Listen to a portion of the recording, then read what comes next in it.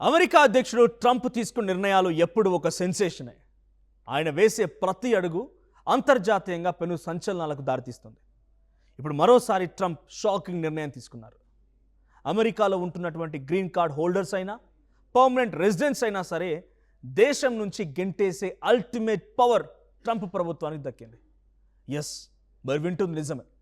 అక్కడి సుప్రీంకోర్టు ఇచ్చినటువంటి ఒక చారిత్రాత్మక తీర్పు ఇప్పుడు అమెరికాలోని ఇమిగ్రెంట్స్ గుండెల్లో రైళ్లు పరిగెత్తిస్తోంది. మీ దగ్గర గ్రీన్ కార్డు ఉన్నా సరే ఒక్క చిన్న తప్పు జరిగితే డిపోర్టేషన్ అంటే దేశ బహిష్కరణ చేయడం ఖాయం. అసలు అమెరికాలో ఏం జరుగుతోంది? ఎందుకు అక్కడి సుప్రీంకోర్టు నిర్ణయం తీసుకోవాల్సి వచ్చింది? అలాగే ట్రంప్కి అమెరికా సెనెట్ ఇచ్చినటువంటి మరో బిగ్ షాక్ ఏంటి? మీరెవరైనా అమెరికాలో గ్రీన్ కార్డ్ హోల్డర్గా ఉన్నా, లేదు అమెరికాలో మీ పిల్లవారిని అక్కడ ఉంటున్నా, డెఫినెట్గా ఈ వీడియోని వారికి షేర్ చేయండి. ఎందుకంటే ఎంతటి ప్రమాదమో దీని వెనుకున్నటువంటి గుడ్ అండ్ బ్యాడ్ అన్నీ కూడా ఈ వీడియోలో చూద్దాం. Welcome to R stream. నేను మీ జర్నలిస్ట్ మనోజ్. అమెరికాలో నివసిస్తున్న కోట్లాది మంది వలసదారులకి, ముఖ్యంగా గ్రీన్ కార్డ్ కోసం కలలు కనేవారికి, ఇప్పటికే గ్రీన్ కార్డ్ ఉన్నవారికి ఇది మోస్ట్ ఇంపార్టెంట్ న్యూస్. ట్రంప్ ప్రభుత్వం ఎప్పటి నుంచో ఇల్లీగల్ ఇమిగ్రేషన్ నేరాలకు పాల్పడే విదేశీయులపై కఠినంగా వ్యవహరిస్తోంది. దీనికి తగ్గట్టే ఇప్పుడు అమెరికా అత్యున్నత న్యాయస్థానం సుప్రీంకోర్టు కూడా ట్రంప్ ప్రభుత్వానికి ఈ విషయంలో క్లీన్ చిట్ ఇచ్చింది. ఈ తీర్పు సారాంశం ఏంటంటే, అమెరికాలో లీగల్గా ఉంటూ గ్రీన్ కార్డ్ సంపాదించిన వారైనా సరే వారు గనుక నైతిక దుష్ప్రవర్తన దాని కిందకు వచ్చే నేరాలకు పాల్పడితే గనక వారిని దేశం నుంచి డిపోర్ట్ చేసే అధికారం ఇక నుంచి ప్రభుత్వానికి ఉంటుంది. ఇక్కడ మనం ఒక లీగల్ పాయింట్ అర్థం చేసుకోవాలి. సాధారణంగా అమెరికాలో గ్రీన్ కార్డ్ వస్తే ఇక తమకు తిరుగులేదు, పర్మనెంట్ స్టేటస్ వచ్చేసింది అనుకుంటుంటారు.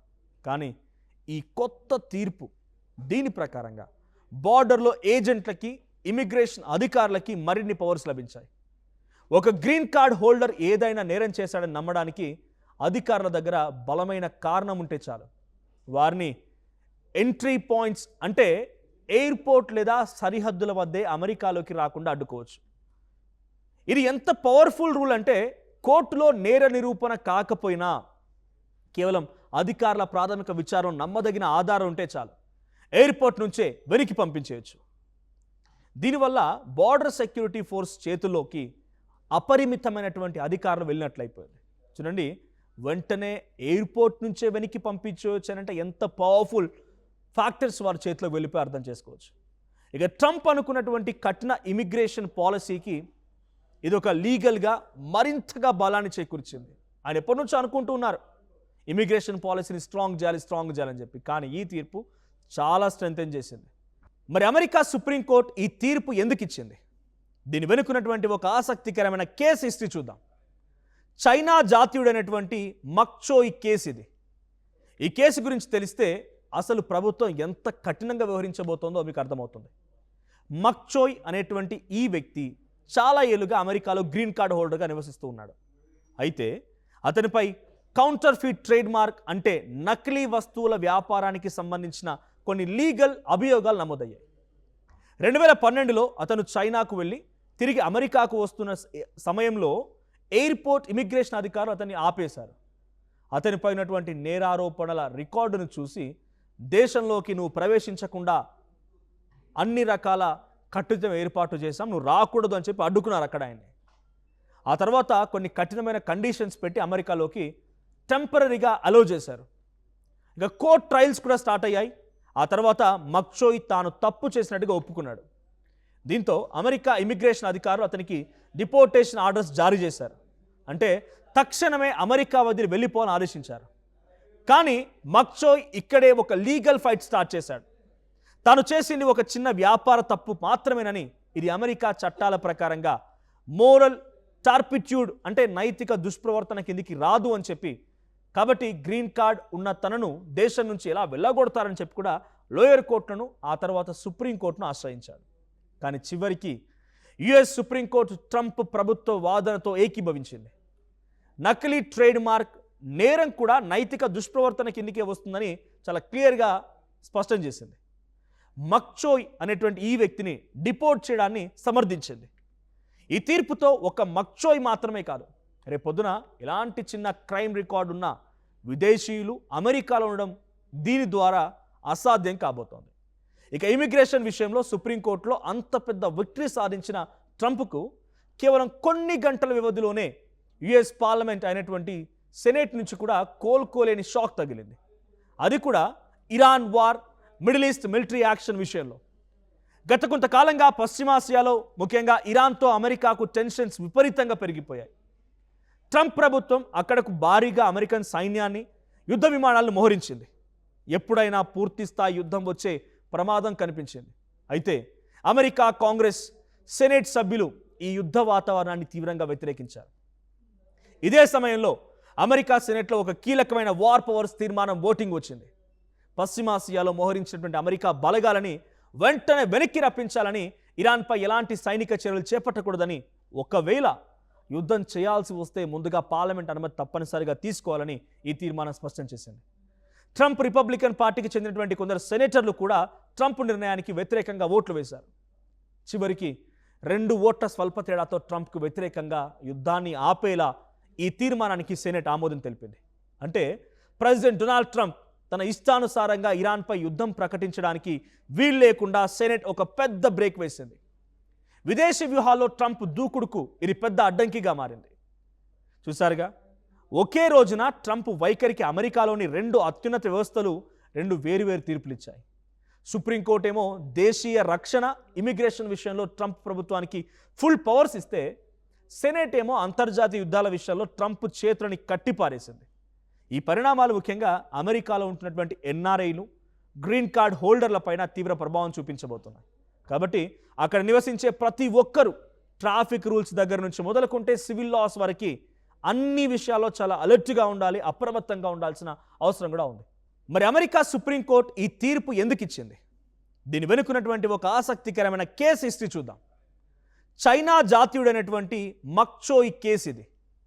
ఈ కేసు గురించి తెలిస్తే అసలు ప్రభుత్వం ఎంత కఠినంగా వ్యవహరించబోతోందో మీకు అర్థమవుతుంది. మక్చోయ్ అనేటువంటి ఈ వ్యక్తి చాలా ఏళ్ళుగా అమెరికాలో గ్రీన్ కార్డ్ హోల్డర్గా నివసిస్తూ ఉన్నాడు.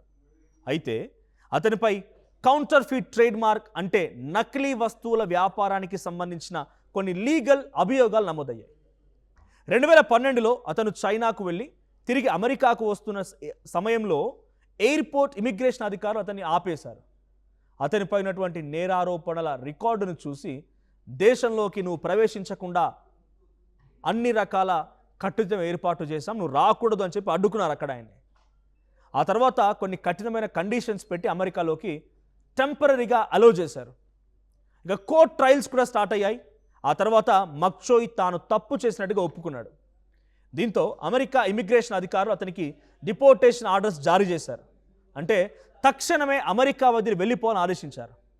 కానీ మక్చోయ్ ఇక్కడే ఒక లీగల్ ఫైట్ స్టార్ట్ చేశాడు.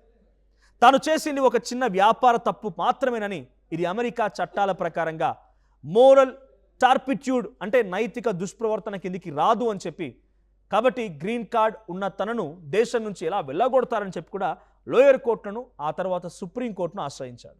కానీ చివరికి యుఎస్ సుప్రీంకోర్టు ట్రంప్ ప్రభుత్వ వాదనతో ఏకీభవించింది. నకిలీ ట్రేడ్ మార్క్ నేరం కూడా నైతిక దుష్ప్రవర్తన కిందికే వస్తుందని చాలా క్లియర్గా స్పష్టం చేసింది. మక్చోయ్ అనేటువంటి ఈ వ్యక్తిని డిపోర్ట్ చేయడాన్ని సమర్థించింది.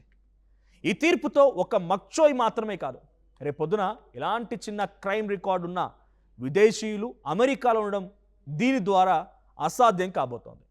ఇక ఇమిగ్రేషన్ విషయంలో సుప్రీంకోర్టులో అంత పెద్ద విక్టరీ సాధించిన ట్రంప్కు కేవలం కొన్ని గంటల వ్యవధిలోనే యుఎస్ పార్లమెంట్ అయినటువంటి సెనేట్ నుంచి కూడా కోలుకోలేని షాక్ తగిలింది. అది కూడా Iran war, middle east military action విషయంలో. గత కొంతకాలంగా పశ్చిమాసియాలో ముఖ్యంగా ఇరాన్తో అమెరికాకు టెన్షన్స్ విపరీతంగా పెరిగిపోయాయి. ట్రంప్ ప్రభుత్వం అక్కడకు భారీగా అమెరికన్ సైన్యాన్ని, యుద్ధ విమానాలను మోహరించింది. ఎప్పుడైనా పూర్తి స్థాయి యుద్ధం వచ్చే ప్రమాదం కనిపించింది.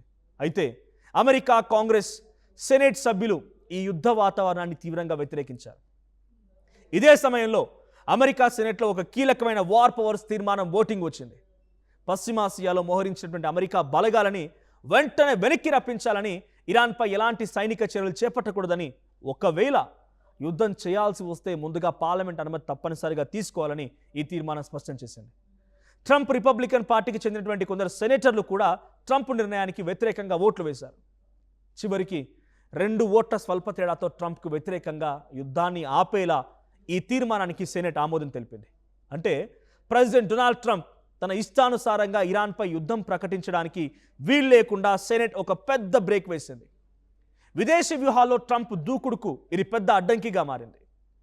చూసారుగా, ఒకే రోజున ట్రంప్ వైఖరికి అమెరికాలోని 2 అత్యున్నత వ్యవస్థలు 2 వేరువేరు తీర్పులు ఇచ్చాయి. సుప్రీంకోర్టు ఏమో దేశీయ రక్షణ, ఇమిగ్రేషన్ విషయంలో ట్రంప్ ప్రభుత్వానికి ఫుల్ పవర్స్ ఇస్తే, సెనేట్ ఏమో అంతర్జాతీయ యుద్ధాల విషయంలో ట్రంప్ చేతులని కట్టిపారేసింది. ఈ పరిణామాలు ముఖ్యంగా అమెరికాలో ఉంటున్నటువంటి ఎన్ఆర్ఐలు, గ్రీన్ కార్డ్ హోల్డర్లపైన తీవ్ర ప్రభావం చూపించబోతున్నాయి. కాబట్టి అక్కడ నివసించే ప్రతి ఒక్కరూ ట్రాఫిక్ రూల్స్ దగ్గర నుంచి మొదలుకుంటే సివిల్ లాస్ వరకు అన్ని విషయాల్లో చాలా అలర్ట్గా ఉండాలి, అప్రమత్తంగా ఉండాల్సిన అవసరం కూడా ఉంది. మరి సుప్రీంకోర్టు ఇచ్చినటువంటి ఈ తీర్పుపై, అలాగే ఇరాన్ యుద్ధాన్ని ఆపడానికి సెనెట్ ఇచ్చిన తీర్పు పైన మీ అభిప్రాయం ఏంటో కామెంట్ చేయండి. అట్ ది సేమ్ టైం ఇటువంటి మరిన్ని ఇంట్రెస్టింగ్ అప్డేట్స్ కోసం ఆ స్ట్రీమ్ని సబ్స్క్రైబ్ చేసుకోండి.